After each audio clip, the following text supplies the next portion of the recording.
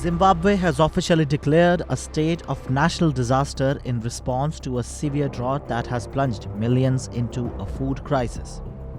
President Emmerson Mnangagwa has emphasized the urgent need for $2 billion in humanitarian aid to address the crisis, attributing the drought to the El-Nino phenomenon, which disrupts weather pattern globally by rising sea temperatures in the Pacific Ocean.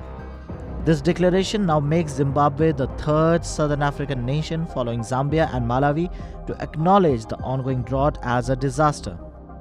The region is grappling with one of the worst dry spells in decades, leading to dire consequences for agriculture and food security. The situation in Zimbabwe has been deteriorating steadily since the beginning of this year. Between January and March, the World Food Programme provided assistance to approximately 2.7 million people, which represents around 20% of the country's population. South Africa as a whole is facing a severe food crisis if you talk about data, with over 17 million people in need of food relief according to the United Nations.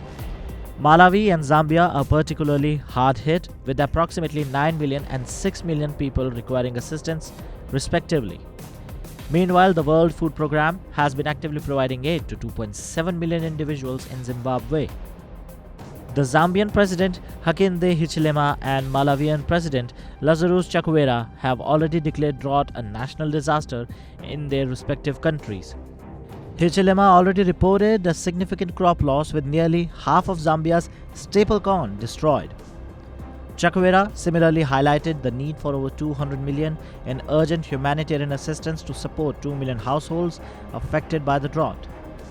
Meanwhile, Zimbabwe, Zambia and Malawi have already declared national disaster. The entire South African region is actually feeling the effect of this drought. The low rainfall and a delayed start to the rainy season have devastated harvest across Angola, Mozambique and beyond, affecting tens of millions of people who rely on agriculture for their livelihood.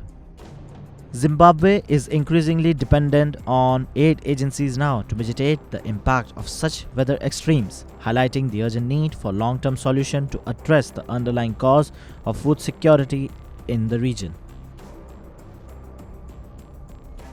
Subscribe to Oneindia channel and never miss an update.